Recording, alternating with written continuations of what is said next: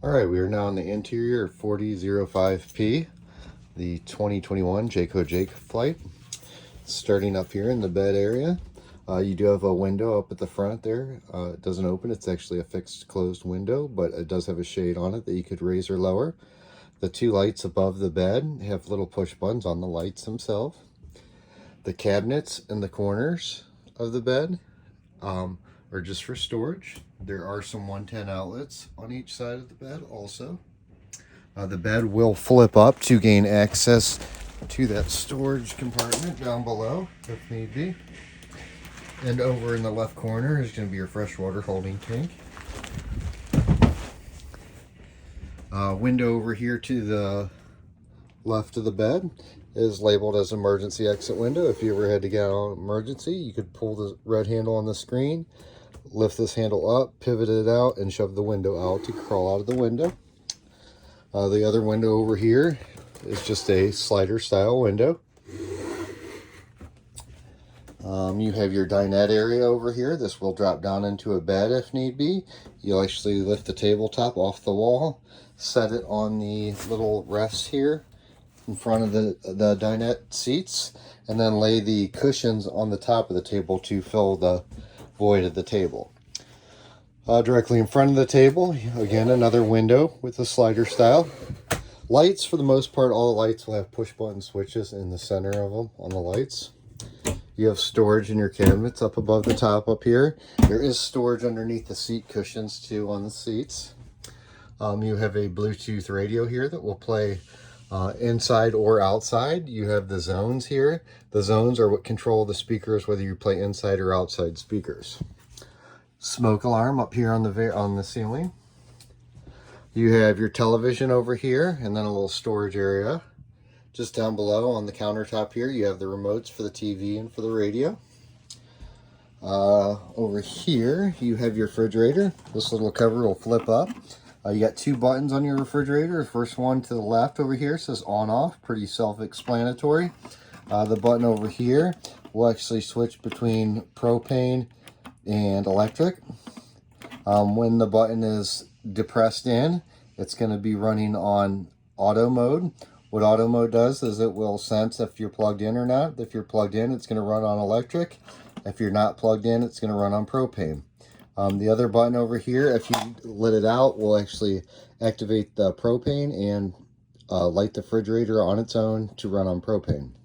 To enter or to open the refrigerator, there's a little push button here.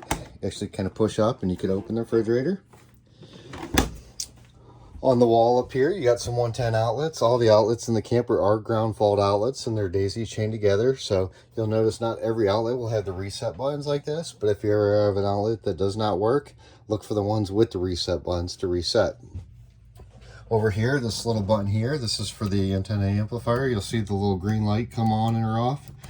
You do have to have that on to amplify the antenna on the rooftop.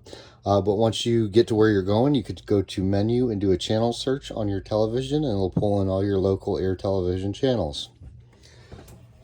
To the left of that is going to be your tank level display. You can push buttons on here and it'll illuminate lights at the very top to show you conditions of battery, freshwater, black water, or gray water.